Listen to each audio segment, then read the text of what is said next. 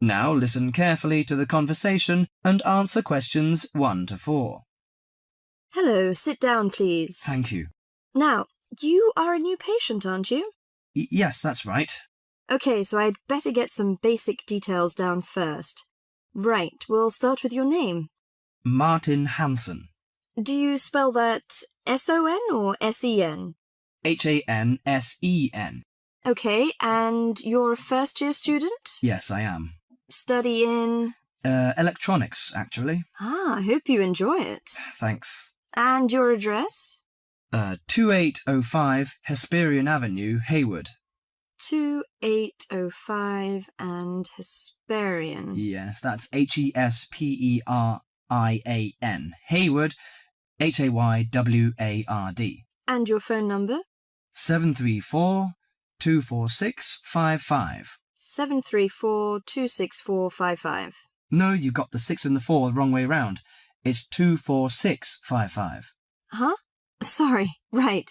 And, when were you born? The 15th of June, 1986. Here in New Zealand? No, I was born in Sydney.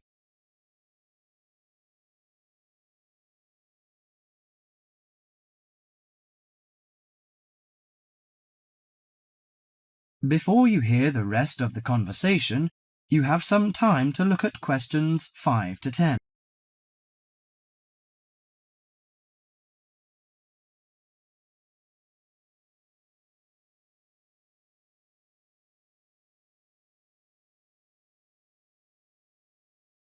Now listen to the conversation and answer questions 5 to 10. Good. So, what's your problem? Well, frankly, I wonder whether it is a problem. I get the blues, and it lasts for quite a while. I don't know how to... Yes, we all feel sad or get the blues now and again. Generally, our sadness lessens in time, and with the support of friends. However, if the depression leads to difficulty in thinking and greatly disrupts your daily routine, it can be evidence of a psychiatric problem. What do you feel exactly? I always feel sad and worthless. I find it hard to fall asleep and wake up early in the morning. How long has it lasted? Nearly half a month. Do you feel fatigue or loss of energy? Or you may have lost interest or pleasure in usual activities? Yes, sometimes. At first I thought I could overcome it by myself, but I failed, and I'm so glad that you came here. It seems that you are suffering mild depression from your symptoms. Depression? Yes, I feel depressed sometimes. But why would I... Depression may occur as a result of biochemical changes in the body. Alcohol, amphetamines, cocaine, and LSD can bring on depression. Those who have a family history of depression usually have a greater risk of depression. Sometimes the worrying changes in life can lead to depression. I see. I had a really bad breakup of a love relationship. It makes me feel hopeless. Do you think I need some treatment? Yes. Antidepressant medications are often used to treat depression, if it is serious. But I don't suggest them at first because of the side effects. I suggest psychotherapy, which can give you support and help you regain control. So do I need to come here every day? No, I will arrange counselling sessions for you, which will last 12 to 20 weeks. You come here once or twice each week. The psychotherapy is directed at helping you gain insight and understanding about events in your life, which may have contributed to your depression. With growing insight, you can often learn more effective ways of coping with your feelings and changing your behaviour. What can I do to take care of myself? Well, at first you should do some physical exercises on a regular basis, at least 3 times a week. How is your food? Do you eat well? Yes, I think so. I eat at my homestay family. Good. Find a hobby or a positive recreational activity to participate in once or twice a week. I know it's difficult for you, though. When you feel it's hard to overcome the depression, come to the counselling session. Remember, ask for help if the load is too heavy to handle. Yes, I'll try. So, when will my counselling session begin? I'm going to arrange that for you. That is the end of part 1. You now have half a minute to check your answers.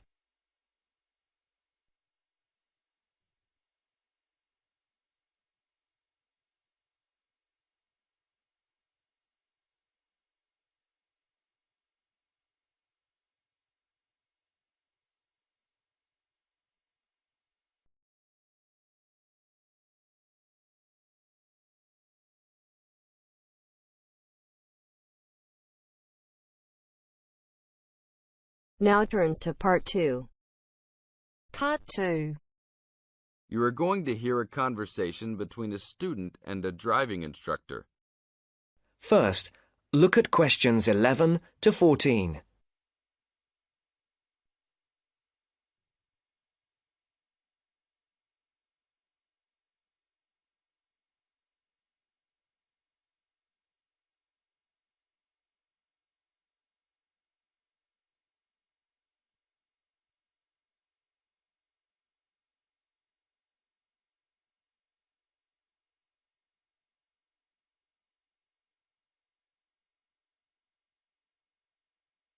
Listen carefully. Hello, I'm going to be your driving instructor today. Are you ready to begin? Hi, hope you don't mind. It's my first time driving a car. Of course not. That's my job. I teach people like you how to become a safe and responsible driver. So let's begin. Remember, the most important rule of driving: safety first. There are some steps to follow. First, you should put on your seatbelt. You should always remember to do that. In case of an accident or emergency, having a seatbelt on is of utmost importance. Okay, I have my seatbelt on. Now what should I do? Start the car. Good. Now make sure that the steering wheel is in the proper position and that your seat is not too far or not too close to the pedals. I'm all ready to go. Should I shift into first gear? Don't forget to put the parking brake down. You don't want to drive with that up. Oh yeah, I almost forgot. If I have the parking brake on, I won't be able to accelerate. Yes, that's right. Now put the car in reverse and slowly back out of the parking space. Good. Put the car in first gear. When should I shift? Is it better to shift slowly or quickly? You can shift whenever you feel is appropriate. This means shifting should occur smoothly. Do not shift too slowly or you will stall. Shifting too fast will waste gas. Shifting is simple. Just remember to shift smoothly. To shift, you will have to push the clutch and then push the gas pedal. Before the broadcast continues, look at questions 15 to 20.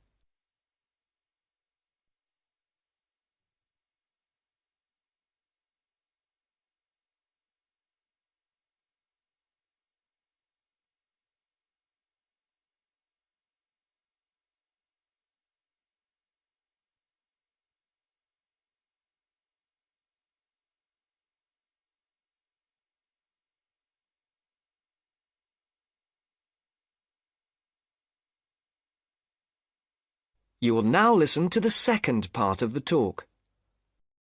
Remember, smoothly is the key to good shifting. Like this? Yes, that's good. Now keep it slow. Don't drive very fast just yet. Be sure to constantly check your mirrors for oncoming traffic. Always be aware of everything that is around you, including 3 important things. Remember these 3: people crossing the streets, other cars, and bicycles riding next to you. What should I do if I see a yellow light? Well, it's always better to brake instead of trying to run it. But if you're travelling at a speed where it's impossible to stop in time, then you should try to make it across the intersection. But remember, you should always try to stop. It's the safest way to avoid an accident. Even if I have to brake very suddenly? Yes, even if you have to brake suddenly. What about if a driver behind me is going a lot faster than I am? You should always be ready to move to a slower lane if a driver behind you is forcing you to go faster than you are comfortable with. Never try to speed up to accommodate a faster driver. You could risk an accident or a speeding ticket. It's better to let him go. That sounds like good advice. Be careful. There is a sharp turn up ahead. Remember to brake before turns. Otherwise, you might flip over if your speed is too high going into a turn. Got it. I know that I should always try to observe all traffic safety. That's right. If safety is not your first priority, it will make driving very dangerous for you and other drivers on the road. Okay, park the car here. You did a great job today for your first day. I'll see you in 3 days. Thanks so much. I will see you then.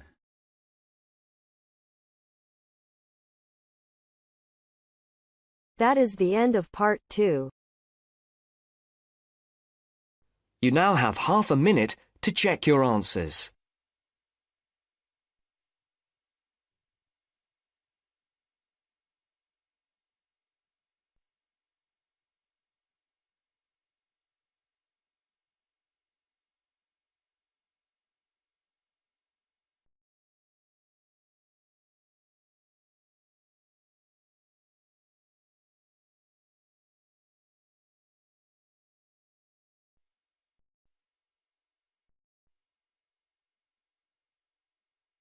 Now turns to part 3. Part 3. You will now hear a radio talk on agricultural regulations. First, you have some time to look at questions 21 to 25.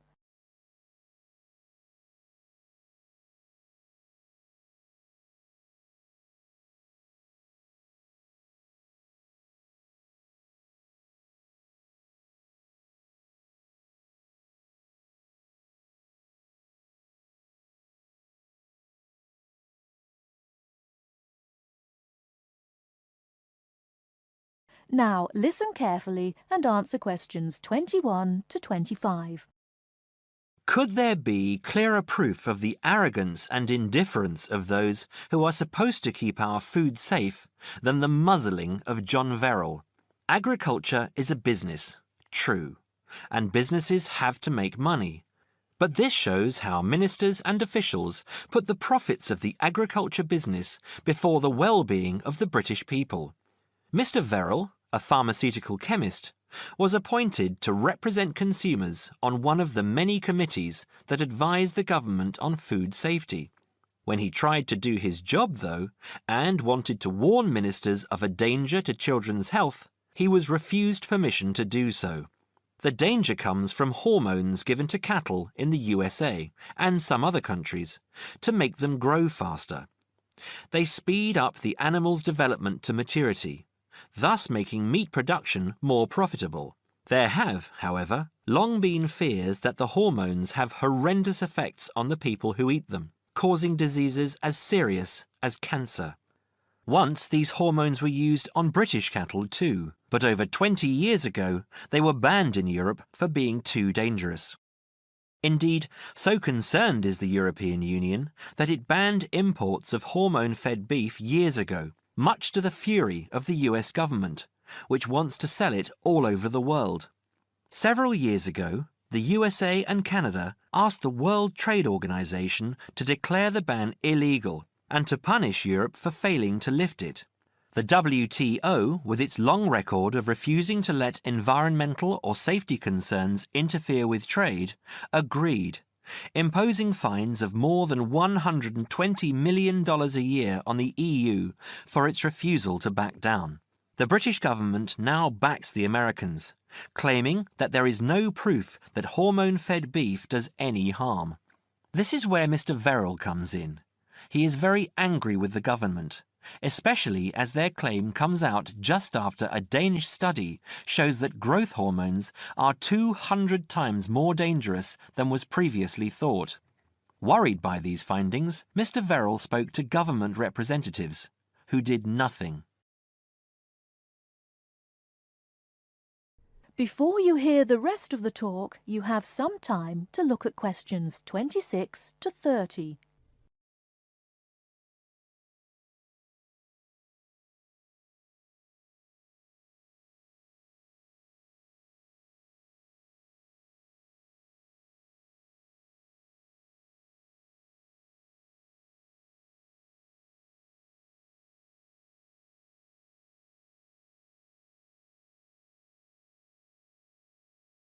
Now listen and answer questions 26 to 30.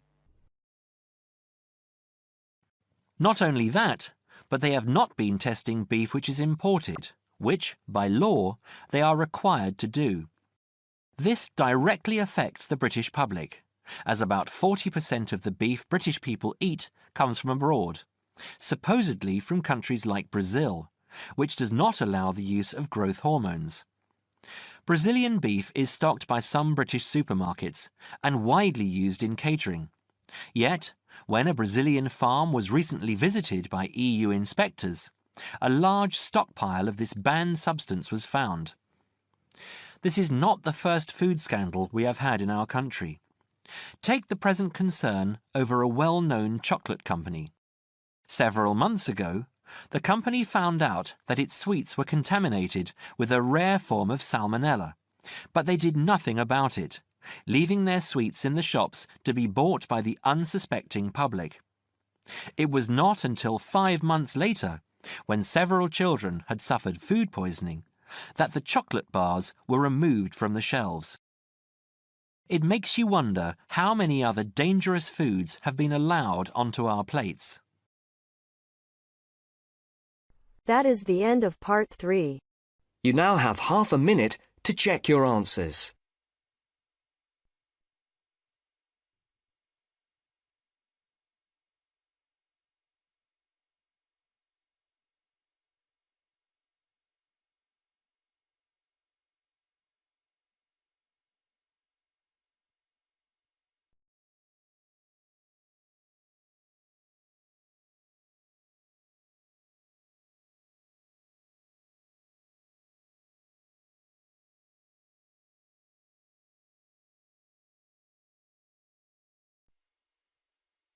Now turns to part 4.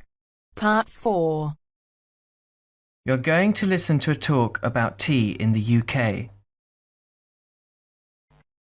First, you have some time to look at questions 31 to 40.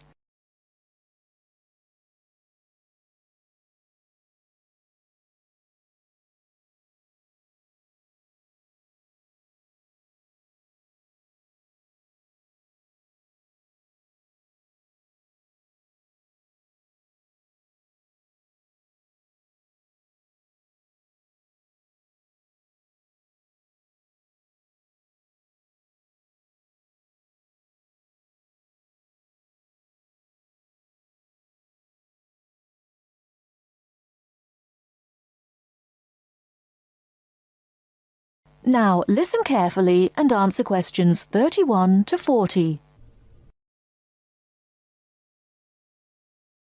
During the 1930s, there was a popular song which had the title, "Everything Stops for Tea," and to millions of British people, a restful cuppa is still an ideal way to relax for a few minutes from the rigours of the day. The English custom of drinking tea has its roots in the 17th and 18th centuries. When first imported to Britain, the exotic cha, or cha, as the Chinese tea was variously called, was considered a man's drink to be enjoyed with colleagues at London coffee shops. These were popular meeting places for many walks of life: politicians, lawyers, poets, actors, and writers. Many London clubs began in this manner, and the famous Lloyd's Insurance underwriters started out as Lloyd's Coffee House. In 1706, the first coffee house that offered tea was Tom's Coffee House, owned by Thomas Twining. He realized that he needed to introduce an added attraction to compete with the many other coffee houses in London, and tea was rare, exotic, and extremely expensive. With these credentials, tea became an exclusive drink and enabled Twining to open a tea shop under the sign of the Golden Lion in the Strand. By the 18th century, the ladies of the more affluent classes were going China mad, using tea as an excuse for displaying their extravagant purchases of Chinese porcelain and Dresden tea sets. A comprehensive tea tray would consist of a teapot and stand, teacups and saucers, sugar bowl, milk jug, and basin for discarded tea and tea leaves. Tea was still expensive and kept in locked tea caddies. skilled craftsmen fashioned caddies of carved inlaid woods fitted with crystal and precious metals. To ensure the servants weren't tempted by this priceless commodity, the caddy was kept locked, and only the mistress of the house held the key and prepared tea when guests came to visit. No well-brought-up young Englishwoman could consider herself socially acceptable unless she knew how to brew a proper cup of tea. As the 18th century progressed, changes in commerce and working hours resulted in the main meal of the day being taken much later in the evening. The prospect of lasting from breakfast until evening did not appeal to the Duchess of Bedford, who is usually credited with being the first to alleviate late afternoon hunger pangs by introducing a small 4 o'clock meal served with tea. With time, the light, wafer-thin toast or delicate white bread gave way to exotic fillings like tomato and egg, cucumber, chicken, or potted shrimps, followed by buttered scones, crumpets, or elegant pastries. The popularity of tea continued to spread, but it was not until 1839 that the first shipment of Assam Indian tea was landed in Britain. A healthy trade with India was soon established, and tea clippers, like the Cutty Sark, now a museum in a dry dock at Greenwich, were reaching the peak of their sailing days. In 1879, the first limited shipments of Ceylon tea began to arrive, and by 1880 this had been firmly established alongside Indian and China teas, giving the broad range of teas that are available today. There have been few changes in 3 centuries of tea trading. London is still the centre, and indeed Twinings still has a shop on the site of the original Tom's Coffee House at 216 The Strand. The name Twining has been linked with tea for over 280 years. Indeed, it was Richard Twining, in his capacity as chairman of the dealers of tea, who in 1784 persuaded Prime Minister William Pitt to reduce the high tax on tea, making the beverage more accessible to the general public. That is the end of part 4. You now have half a minute to check your answers.